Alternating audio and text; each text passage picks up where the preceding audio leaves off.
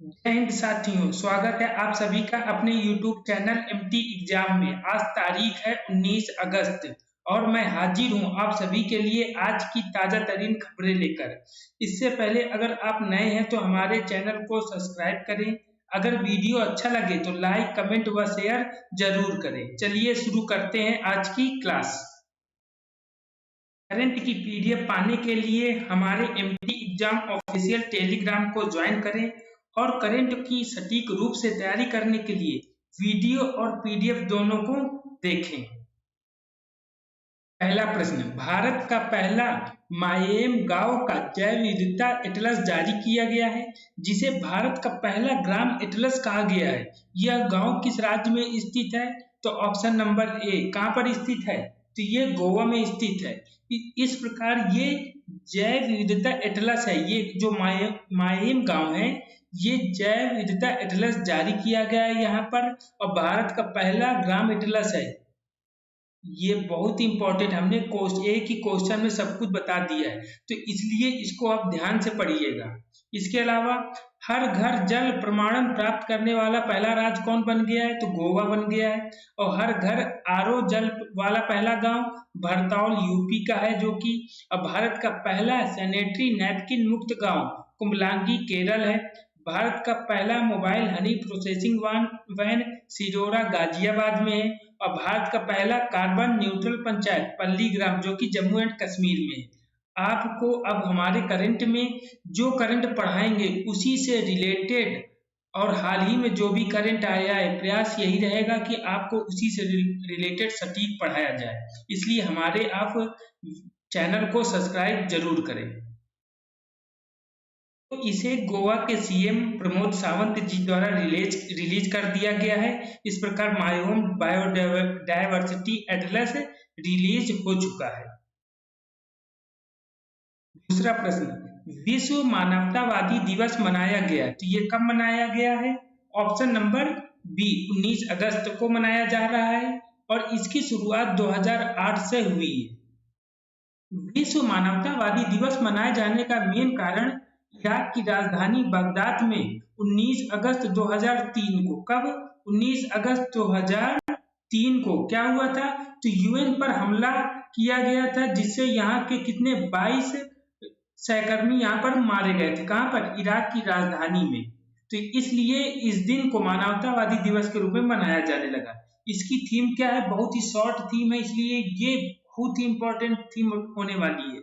क्या है? No matter what. इसके अलावा दो आपको हमने दिवस नहीं पढ़ाए थे, इसलिए नहीं पढ़ाए थे कि जब आपको कोई नया दिवस आएगा उसी के साथ इसको ऐड कर देंगे ताकि आपको अच्छे से याद हो सके। इसके साथ आपको 3 मेन दिवस याद हो जाएंगे। जैसे नवरोज है, ये पारसी का नववर्ष है और ये साल में 2 बार मनाया जाता है, 21 मार्च और 16 अगस्त, 2 दिन।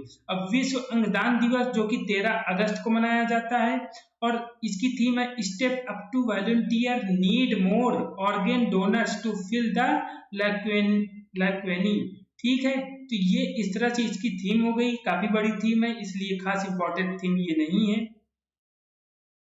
चंद्रयान की उपलब्धि के साथ भारत एक बार फिर लोअर अर्थ ऑर्बिट में पहुंचकर एक नई विश्व में ख्याति बना लेगा। तो इस प्रकार तीसरा प्रश्न की स्टार्टिंग करते हैं। तो आंध्र प्रदेश के श्रीहरिकोटा से दुनिया का पहला 3D रॉकेट अग्निबाण सॉर्टेड लॉन्च किया जाने वाला, ये इसका नाम है। क्या है? अग्निबाण सॉर्टेड। इस प्रकार स्काई रूट एरोस्पेस के बाद धरती के लोअर अर्थ ऑर्बिट में पहुंचने वाला दूसरी निजी कंपनी बन जाएगी। तो ये कौन बन जाएगी? तो option number D, Agnikul cosmos Chennai, जो कि कहां पर है? ये चेन्नई में है। तो ये दूसरी निजी कंपनी बन जाएगी, भारत की ही है। ये स्काई रूट एरोस्पेस ये भी भारत की है। तो अब भारत की दूसरी निजी कंपनी कौन बन जाएगी? अग्निकुल कॉस्मस, जो कि चेन्नई में। सॉर्टेड का फुल फॉर्म क्या है? तो सब ऑर्बिटल टेक्नोलॉजिकल डेमोन्स्ट्रेटर। और शॉर्टेज क्या है? सिंगल स्टेज वाहन है। इस इंजन का नाम क्या है? अग्निलेट है। और जिसकी ताकत यानी कि शक्ति की बात करते हैं तो टोटल ये कितनी है? तो 6 kg न्यूटन है, 6 किलोग्राम न्यूटन है। इसको लॉन्च कहां से किया जाएगा? तो सतीश धवन स्पेस सेंटर से, जो कि कहां पर स्थित है? श्रीहरिकोटा आंध्र प्रदेश में स्थित है। तो मेन इसमें याद कर लीजिएगा कि ये 3D रॉकेट है अग्निबाण सॉर्टेड, और ये दूसरा निजी कंपनी बन रही है लोअर अर्थ ऑर्बिट पे पहुंचने वाला स्काईड्यूट एरोस्पेस के बाद। और दुनिया का पहला 3D रॉकेट कौन सा है, तो अग्निबाण सॉर्टेड। इस प्रकार ये अग्नि कॉस्मोस के साथ के द्वारा रॉकेट बनाया जा रहा है, जो 3D सॉर्टेड वो ये रॉकेट है। चौथा प्रश्न, दुनिया का पहला मानव जैसा ह्यूमनॉइड पायलट बाई बोर्ड किसके द्वारा विकसित किया गया है, तो ये किसके द्वारा विकसित किया गया है, option number C, South Korea के द्वारा विकसित किया गया है। इसके अलावा जो लीसा एआई रोबोट है, यह पहली क्षेत्रीय उड़ीसा की न्यूज एंकर बनी है, जो कि पहली क्षेत्रीय न्यूज एंकर है कौन, लीसा एआई रोबोट, वो भी कहाँ की भी है, उड़ीसा की है। तो ये काफी इंपॉर्टेंट क्वेश्चन है क्योंकि ये अभी हाल ही की न्यूज है।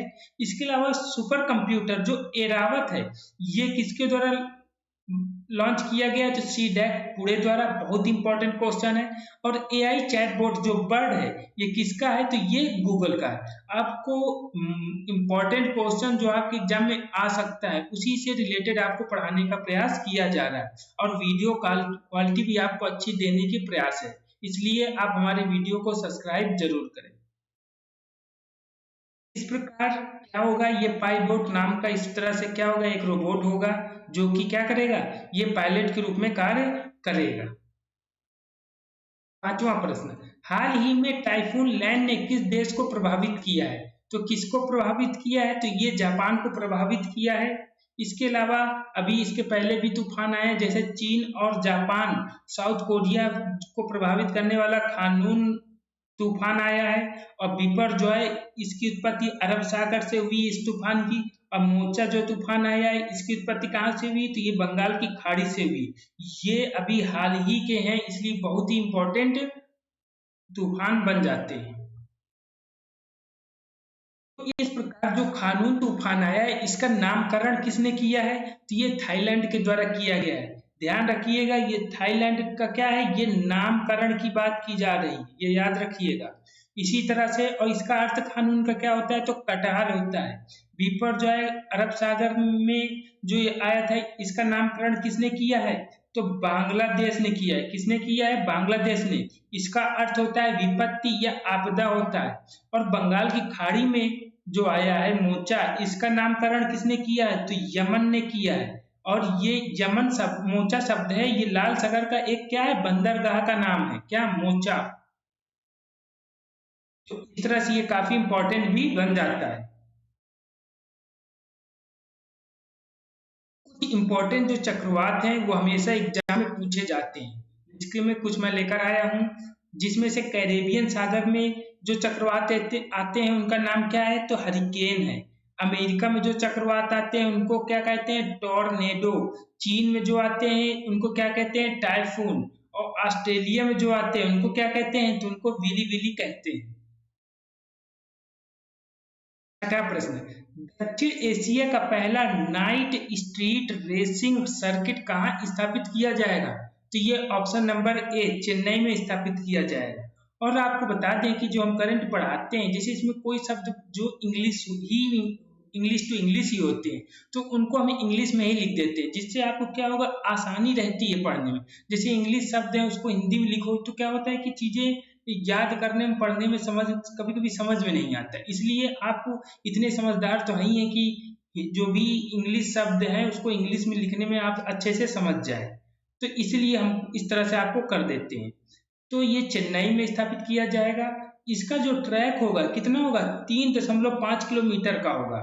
इसके अलावा बात करते हैं कि भारत का पहला केबल स्टे ब्रिज कहाँ पर बनाया गया है, तो ये अंजी खड्डे में बनाया गया है, अंजी खड्डा में बनाया गया है, जो कि कहाँ पर है, जम्मू एंड कश्मीर में।